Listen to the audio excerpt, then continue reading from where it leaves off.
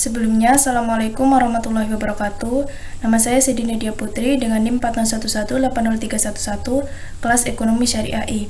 Di sini saya akan membahas mengenai kasus perlindungan konsumen, yaitu kasus penipuan online shop melalui Instagram.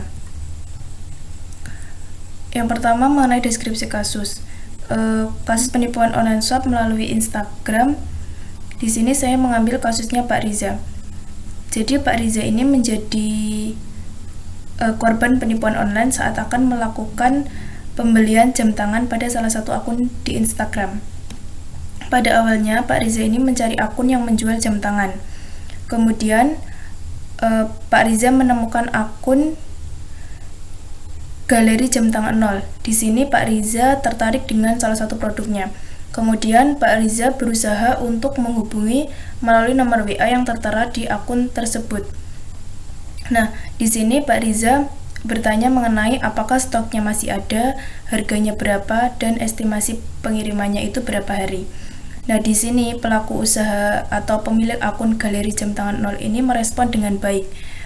Di sini dia mengatakan bahwasanya stoknya itu masih ada, kemudian harganya itu 700.000 dan estimasi pengirimannya itu 3-5 hari. Kemudian setelah Pak Riza itu merasa cocok dengan harga yang ditawarkan, Pak Riza melakukan pemesanan. Nah, setelah itu pelaku usaha ini langsung memberikan nomor rekening. Nah, kemudian Pak Riza ini juga langsung melakukan pembayaran. Setelah itu Pak Riza mengirimkan bukti transfernya dengan harapan produknya itu akan segera dikirim. Lalu pada keesokan harinya, Pak Riza ini berusaha menghubungi kembali untuk menanyakan pesanannya. Kemudian, pemilik akun ini mengirimkan sebuah video yang memperlihatkan di mana pihaknya ini sedang memproses pengiriman pesanannya Pak Riza ini. Kemudian, Pak Riza ini meminta nomor resi pengiriman. Namun, setelah selang beberapa jam, ternyata kontak WA dan Instagramnya Pak Riza ini diblokir. Nah, setelah Pak Riza menyadari hal tersebut, Pak Riza meminta teman-temannya untuk berusaha menghubungi. Namun hasilnya sama, bahwa pemilik ini selalu memblokir kontak WA atau IG yang berusaha menghubunginya, sehingga Pak Riza ini tidak bisa menghubunginya kembali. Nah, berdasarkan kasus tersebut, maka dapat dikatakan bahwa pelaku usaha yaitu Galeri Jam Tangan 0 sudah melakukan penipuan terhadap konsumen yaitu Pak Riza. Dalam orderan tersebut sudah jelas disepakati pembelian jam tangan seharga 700.000. Namun setelah ditransfer, pelaku usaha memblokir kontak WA dan akun Instagram konsumen. Lalu yang selanjutnya mengenai analisis kasus.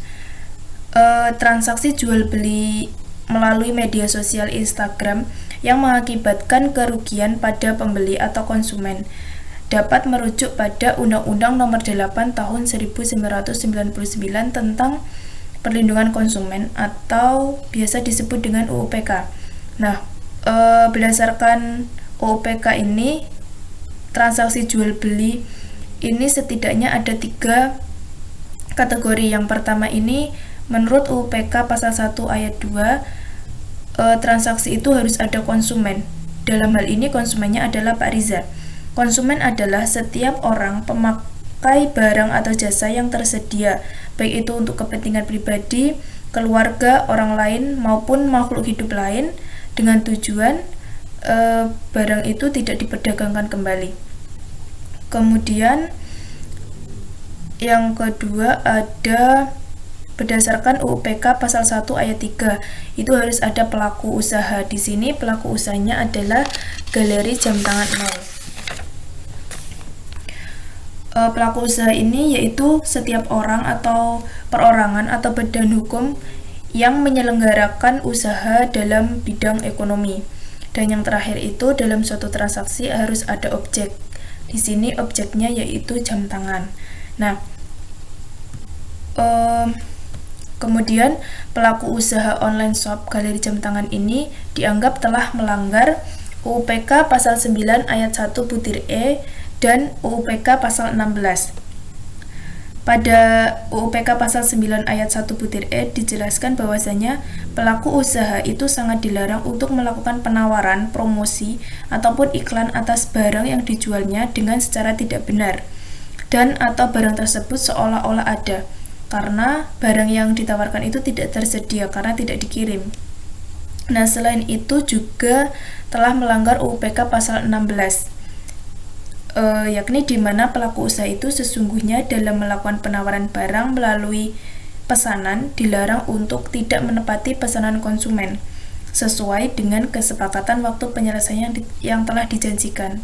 Bahwasanya tadi pihak pelaku usaha online shop galeri jam tangan ini menyebutkan bahwa pengirimannya itu 3-5 hari. Nah, kemudian yang kedua, dilarang untuk tidak menepati janji-janjinya kepada konsumen atau dengan kata lain pelaku usaha melakukan ban prestasi. Dan yang terakhir adalah solusi.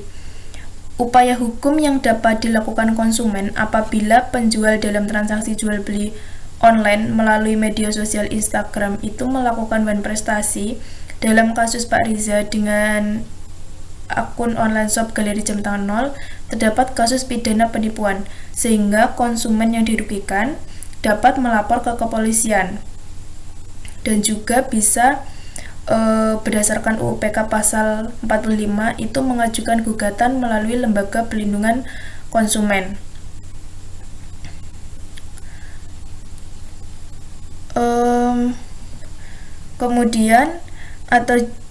Kemudian bisa juga penyelesaian sengketa ini bisa dilakukan dengan menempuh jalur peradilan yang berada di lingkungan peradilan umum ataupun para pihak yang bersengketa yaitu konsumen dan pelaku usaha itu juga bisa secara sukarela dapat memilih jalur penyelesaian sengketa ini dengan cara melalui pengadilan atau di luar pengadilan. Dan cara ini tidak menghilangkan tanggung jawab pidana sebagai diatur dalam undang-undang. Mungkin itu yang dapat saya sampaikan, kurang lebihnya saya mohon maaf. Terima kasih. Wassalamualaikum warahmatullahi wabarakatuh.